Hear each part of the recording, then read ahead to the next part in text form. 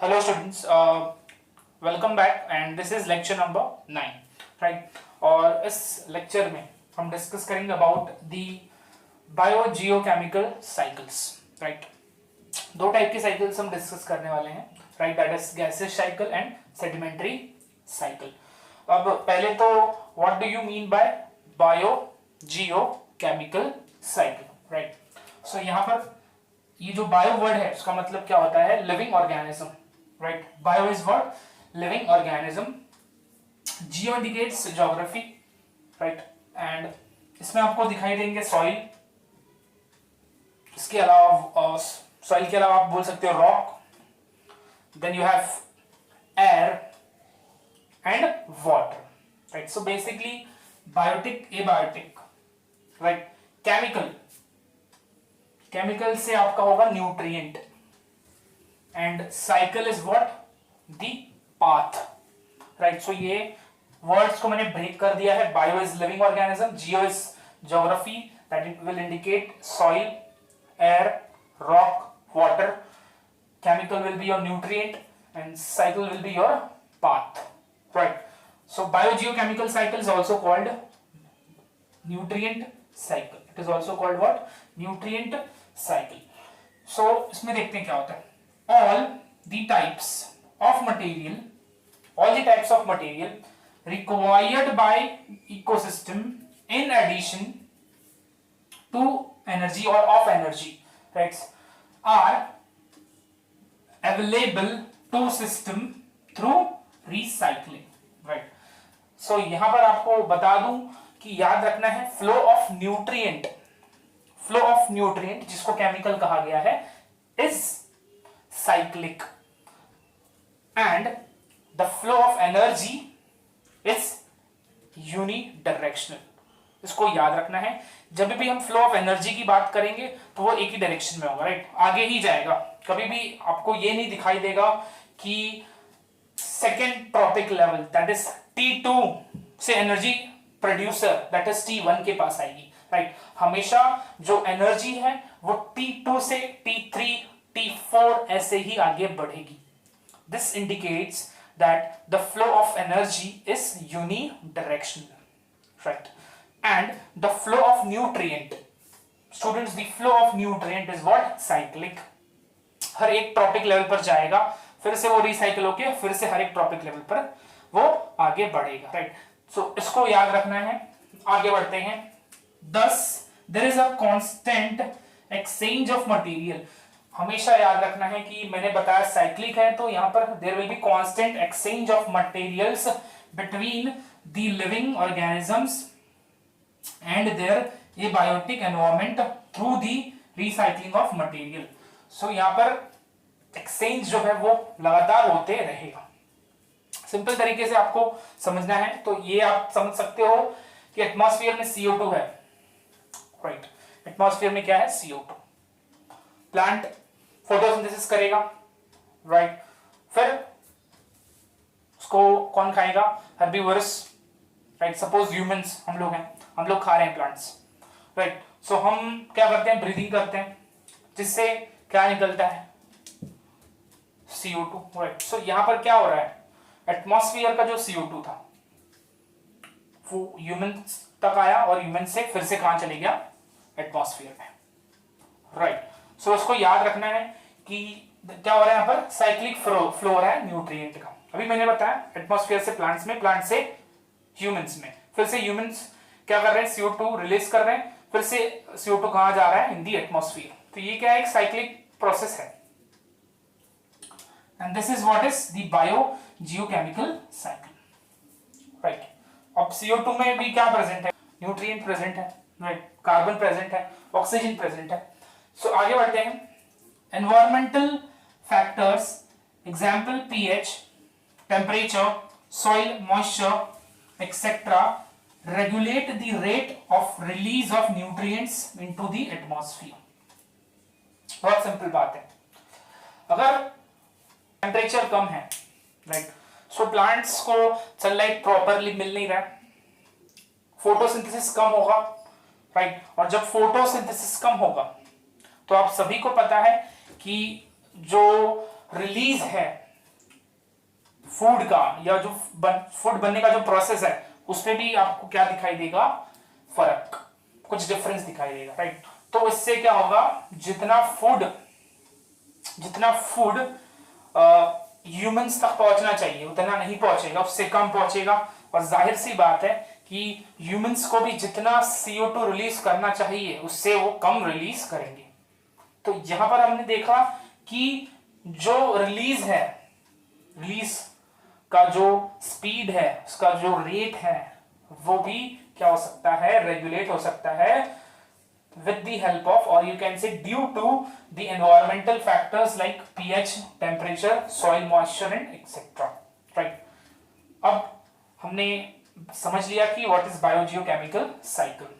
यहाँ पर कंटिन्यूसली जो न्यूट्रिएंट हैं उनका क्या हो रहा है, यहाँ पर कंटिन्यूस एक्सचेंज हो रहा है between the biotic and abiotic factor, इसलिए बोला बायो लिविंग जियोग्राफिकल, जिसको हम बोलेंगे एग्जांपल्स के साथ soil, water, rock and air. So अब आगे बढ़ते हैं। Following types of cycles are found in an ecosystem. So दो टाइप के बायोजियोकेमिकल साइकिल्स हैं, इसको याद रखना है। कितने टाइप के हैं? There are 2 types of biogeochemical cycle. पहला टाइप है gaseous cycle, right. Gaseous cycle के एग्जांपल्स क्या हैं? Carbon cycle, hydrogen cycle, nitrogen cycle, oxygen cycle. Gaseous cycle के एग्जांपल क्या हैं? Carbon cycle, hydrogen cycle, nitrogen cycle and oxygen cycle, right. अब इनका जो रिजर्वायर है CHONO का या CHON का जो रिजर्वायर है, ये कहां होता है? In the atmosphere, that is in the air, और in the hydrosphere, that is in the water. तो ये याद रखना है। गैसियस साइकिल में CHNO या फिर CHON आएंगे, और इनका जो रिजर्वायर होता है, राइट, इनका जो एक खजाना होता है, वो आपको जनरली कहां दिखाई देगा? In the atmosphere, that is air, और in the hydrosphere, that is water. This is gaseous cycle. Next है sedimentary cycle. This is the second type of nutrient cycle और बायोजियोकेमिकल साइकिल। इसमें कौन सी साइकिल आएंगे? Phosphorus cycle, sulphur cycle and calcium cycle, right. अब इनका जो reservoir है, फास्फोरस, सल्फर, कैल्शियम, इनका रिजर्वायर कहां होता है? In the lithosphere. कहां होता है? In the lithosphere, right, that is land. तो ये दो टाइप याद रखना है, दोनों के एग्जांपल्स याद रखने। गैसियस साइकिल में क्या आएगा और फिर सेडिमेंट्री साइकिल्स में क्या आएगा, राइट। अब in these cycles the bulk material remains in the inactive reservoir। ये कहां प्रेजेंट होता है? In the inactive reservoir. Bulk समझ में आ रहा है ना? ये रिजर्वायर, ये कार्बन का जो बल्क है वो कहां प्रेजेंट है? In an inactive reservoir on earth crust like sediment of sea और वाटर बॉडीज, राइट। सो इसको याद रखना है। इनका जो बल्क है, right, it is present or it is remaining in an inactive reservoir, right? So next students topic is carbon cycle. Carbon cycle is a type of gaseous cycle। तो हम एक एग्जांपल gaseous cycle का लिखेंगे और एक example sedimentary cycle का। Sedimentary cycle में we will discuss phosphorus cycle, right? So यहाँ पर carbon cycle, अब कार्बन की मैं बात करूँ तो carbon it is present in all the organic compounds in the living organism। जो भी living organism के organic compounds हैं, सब में आपको कार्बन दिखाई देगा, राइट। और उसके सबसे मेन रिजर्वायर कौन से हैं? Atmosphere, ocean, carbonates, rocks, coal and petroleum. तो ये सारे क्या हैं? They are the reservoirs of the carbon. अब यहां पर एक मैंने साइकिल ड्रॉ की है which is a carbon cycle. Carbon cycle and शुरू जो है वो यहां से होगा, दैट इज एटमॉस्फेयर। एटमॉस्फेयर में क्या प्रेजेंट है? Carbon dioxide, right. अब कार्बन डाइऑक्साइड या फिर मैं कार्बन साइकिल की अभी बात कर रहा हूं, तो यहां पर याद रखना है कार्बन साइकिल में दो प्रोसेस बहुत ज्यादा इंपॉर्टेंट है। पहला प्रोसेस है फोटोसिंथेसिस और दूसरा प्रोसेस है सेलुलर रेस्पिरेशन और ऑक्सीडेशन ऑफ फूड। तो दो प्रोसेस अगर आपको पता है तो carbon cycle is very simple. पहला प्रोसेस क्या है? फोटोसिंथेसिस। दूसरा प्रोसेस क्या है? सेलुलर रेस्पिरेशन और ऑक्सीडेशन ऑफ फूड। राइट, तो ध्यान से यहां पर देखते हैं क्या हो रहा है। अब एटमॉस्फेयर में जो CO2 है, प्लांट यूज करेगा, फोटोसिंथेसिस करेगा। राइट, अब इसके बाद प्लांट्स को कौन खाएगा? एनिमल्स। सो प्लांट्स को एनिमल्स ने खाया। राइट, उसके बाद आपको दिखाई देगा कि जो डेड प्लांट्स एंड एनिमल्स हैं, राइट, जो डेड प्लांट्स एंड एनिमल्स हैं वो क्या हो जाएंगे? डीकंपोज हो जाएंगे। कौन डीकंपोज करता है? Detritivores. Right, so plants and animals dead form में रहेंगे तो उसको हम क्या बोलेंगे? डेट्रिटस। राइट, डेट्रिटस क्या हो जाएगा? डीकंपोज हो जाएगा। डीकंपोज होने के बाद कहां चले जाएगा? मतलब सॉइल का पार्ट हो जाएगा। राइट, अब सॉइल में कुछ माइक्रो ऑर्गेनिजम्स होंगे, वो उस कार्बन को ले लेंगे और क्या करेंगे? Respiration bye soil organism. मतलब सॉइल के जो ऑर्गेनिज्म है वो रेस्पिरेशन करेंगे और रेस्पिरेशन से आपको पता है CO2 रिलीज होता है, तो फिर CO2 रिलीज हो जाएगा, फिर से कहां चले जाएगा? एटमॉस्फेयर में। राइट, अब प्लांट्स की मैं बात करूं तो प्लांट जो है वो एक टाइप का फॉसिल फ्यूल भी बन सकते हैं। राइट, फॉसिल है, सो फॉसिल फ्यूल बनेंगे। जब फॉसिल फ्यूल को इंडस्ट्रीज में यूज किया जाएगा, वहां पर बर्निंग होगा, सो उससे भी क्या रिलीज होगा? CO2। तो अगेन कहां चला गया? एटमॉस्फेयर में। राइट, सिमिलरली एनिमल्स, प्लांट्स को एनिमल्स ने खाया। राइट, तो एनिमल्स भी अब फूड से क्या करेंगे? ऑक्सीडेशन। दैट मींस वो भी CO2 रिलीज करेंगे, मतलब रेस्पिरेशन कर कर फिर से कहां चला गया? CO2 या फिर carbon in the atmosphere. Right, so इसको याद रखना है कि जो कार्बन है वो कैसे रोटेट हो रहा है या फिर कैसे सर्कुलर फॉर्म में या फिर एक साइकिल के फॉर्म में यहां से वहां बायोटिक से एबायोटिक या एबायोटिक से बायोटिक की तरफ जा रहा है। राइट, बहुत सिंपल साइकिल है। सो बढ़ते हैं, यहां पर मैंने साइकिल एक्सप्लेन कर दी आपको। The carbon released from them, मतलब इस रिजर्वायर की बात की है, is present in the atmosphere. Right, in the form of CO2। तो जो कार्बन रिलीज हो रहा है वो कहां प्रेजेंट है? एटमॉस्फेयर में, in the form of CO2। Carbon is present in every organic compound of the organism, जैसे मैंने बताया। राइट, अब ग्रीन जो ऑटोट्रॉप्स हैं, they utilise this CO2 from air in the sense atmosphere से यूटिलाइज कर रहे हैं टू सिंथेसाइज फूड।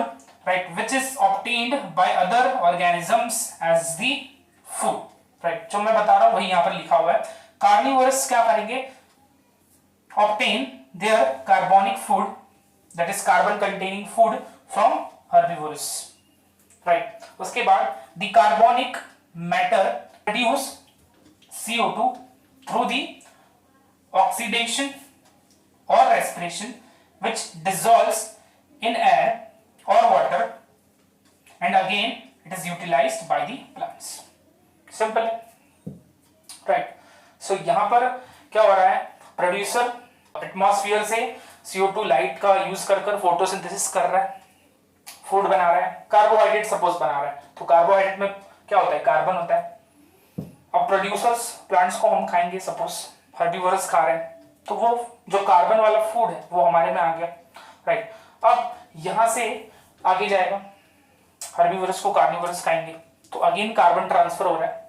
राइट, अब ये जब भी कार्बन ट्रांसफर हो रहा है, राइट, आपको दिखेगा कि जो कार्बन है वो ऑक्सीजन के साथ कंबाइन होकर कार्बन डाइऑक्साइड के फॉर्म में रिलीज होगा। उसका 2-3 पाथवे है यहां पर जो बताया मैंने। प्लांट रेस्पिरेशन कर सकते हैं, एनिमल्स रेस्पिरेशन कर सकते हैं। प्लांट एनिमल्स जो है उसको डीकंपोज कर कर सॉइल में ऐड कर कर सॉइल के ऑर्गेनिज्म कार्बन को रिलीज कर सकते हैं इन द फॉर्म ऑफ CO2, या फिर प्लांट से फॉसिल या एनिमल से फॉसिल बनाकर उनको इस्तेमाल किया जाएगा, राइट। फॉसिल फ्यूल्स बनेंगे एंड बर्निंग होगा तो भी CO2 निकलेगा। तो ऐसे कर 3-4 पाथ है जिससे CO2 निकलता है और CO2 में कार्बन है। This is what is carbon cycle. जैसे ये एटमॉस्फेयर में जैसे बर्निंग हुआ तो एटमॉस्फेयर में फिर से CO2 आ गया, मतलब कार्बन साइकिल की बात कर रहे हैं तो कार्बन फिर से एटमॉस्फेयर में आ गया।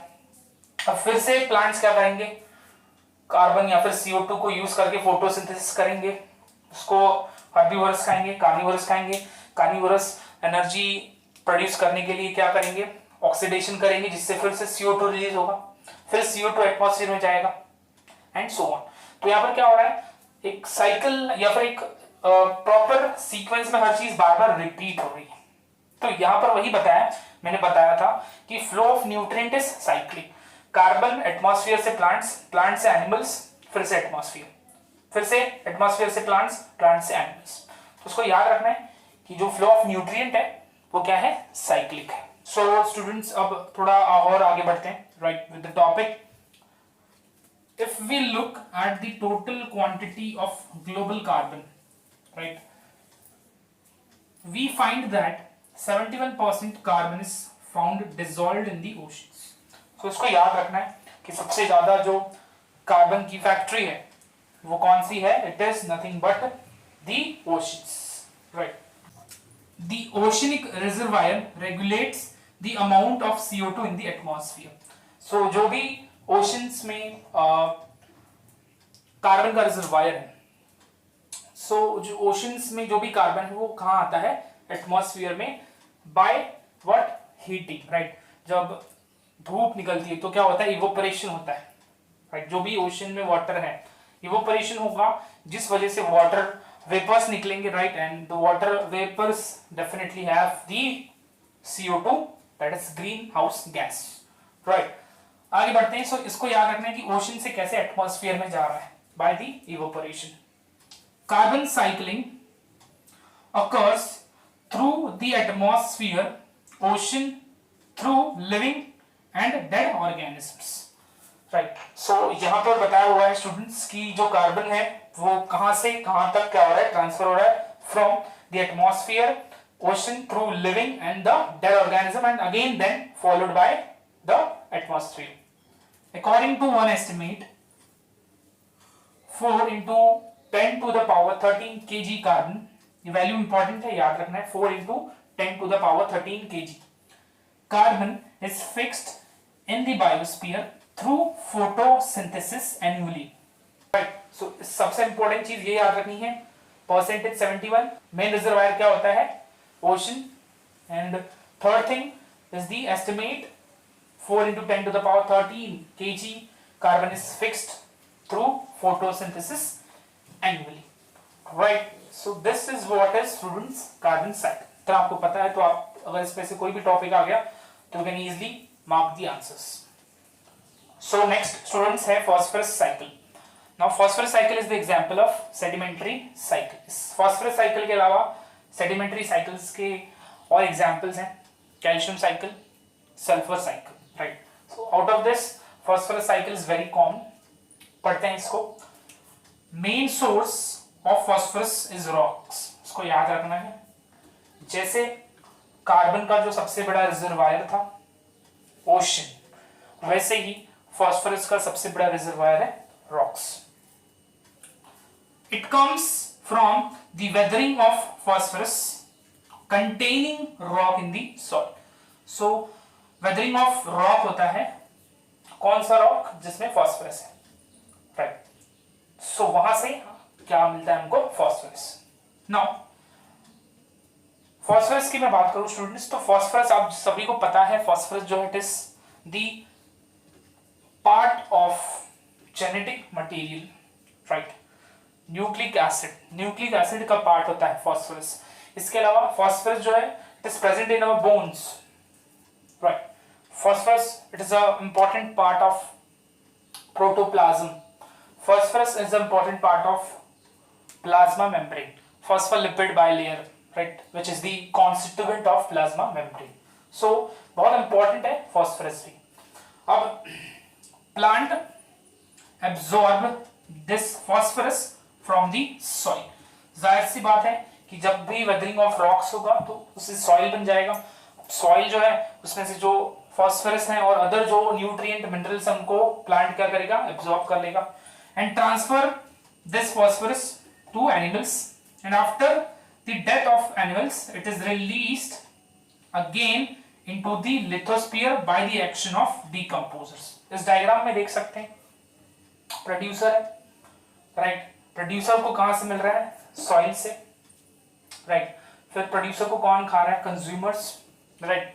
After the death of consumer producer, right, उनको डीकंपोज कर दिया जाएगा, राइट। डीकंपोज करने के बाद फिर से कहां आ जाएंगे, सॉइल में, राइट।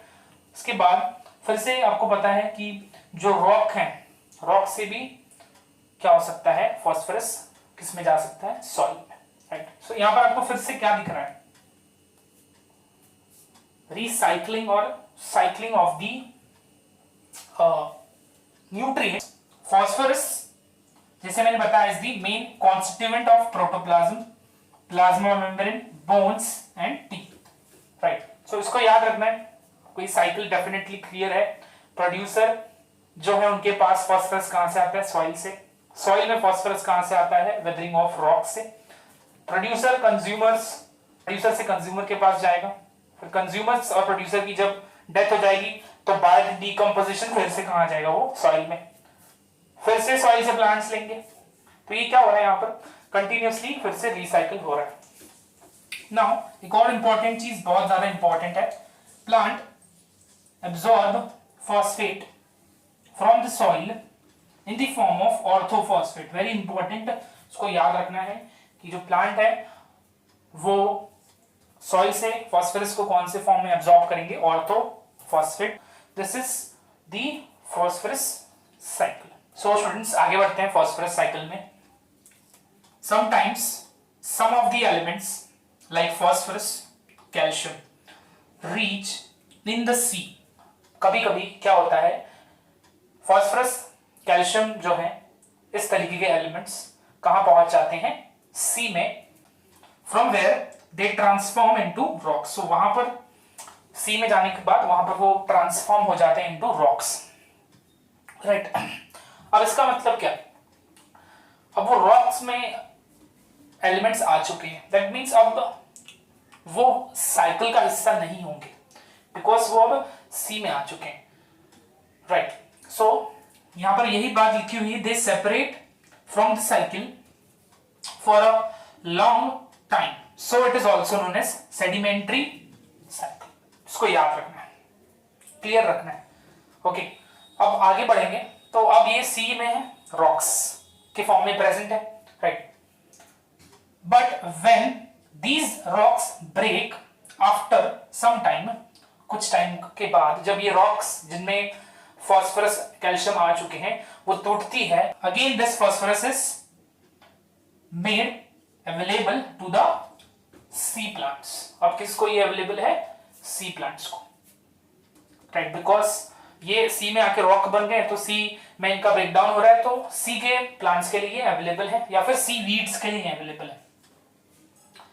अब सी वीड्स या सी प्लांट्स के लिए फॉस्फोरस अवेलेबल है। अब सी प्लांट्स को कौन खाएगा, fish, right, which passes into fish and sea birds. फिर फिश को कौन खाएगा, सी बर्ड्स। अब ये सी बर्ड्स जो हैं उनके excretory material, the excretory material of birds on the rocks of seashore is called guana, right। इसको हम क्या बोलेंगे, गुआना, जिसमें ये फास्फोरस प्रेजेंट होगा, राइट। कौन सा फास्फोरस, जो सी में ट्रांसफॉर्म हो चुका इनटू रॉक्स, तो अब वो फिर से कहां पर आ गया, लैंड पर आ गया, राइट। तो इसको याद रखना है कि जो रॉक था जिसमें क्या प्रेजेंट था, फॉस्फोरस प्रेजेंट था, वो रॉक ब्रेकडाउन होगा, it will be available to the sea plants, seaweeds, followed by sea plants को फिश खाएंगे, फिर फिश को कौन खाएगा, सी बर्ड्स। अब सी बर्ड जो है वो फ्लाई करते करते एक रॉक होगा जिस पर वो अपना एक्सक्रीटरी मटेरियल रिलीज कर देंगे, राइट। उसको हम क्या बोलेंगे, Guana. excretive material of birds on the rocks of seashore is called guana and it is the source of phosphorus. इसमें क्या प्रेजेंट होगा? phosphorus. So यहाँ पर हम देख रहे हैं साइक्लिंग हुई है, शुरू हुआ था, शुरू कहां से हुआ था स्टूडेंट्स? फ्रॉम द लैंड, और अगेन फिर से अब वो कहां पर आ गया है? लैंड पर. क्लियर बात है, राइट? सो इसको याद रखना है. अब डिफरेंस क्या होता है? What is the difference between carbon cycle and phosphorus cycle? पहला डिफरेंस क्या है? Atmospheric inputs of phosphorus through rainfall are much smaller than carbon, right? जब हम कार्बन की बात करें तो एटमॉस्फेयर जो है इसमें carbon is more as compare to the phosphorus. तो यहां पर को समझ में आ रहा है कि जो एटमॉस्फेयर है इसमें फास्फोरस जो है इसका input through rainfall is much less than the carbon. Second चीज, gases exchanges of phosphorus, gas के फॉर्म में एक्सचेंज जो है फास्फोरस का between the organism and the environment, मतलब between the biotic and abiotic factor is negligible. बिल्कुल भी नहीं है. गैसेस फॉर्म में तो हो ही नहीं रहा है, सॉलिड फॉर्म में हो रहा है. तो इसको याद रखना है. तो दो डिफरेंस याद रखना है. पहला है कि जो फास्फोरस है उसका atmospheric input through rainfall is less. Second याद रखना है कि गैसेस एक्सचेंज ऑफ फास्फोरस नहीं होता है between organism and the environment. It is next to negligible, right? So this was about the carbon cycle and the phosphorus cycle. Carbon cycle is the example of the gaseous cycle and phosphorus cycle is the example of sedimentary cycle. Thank you very much.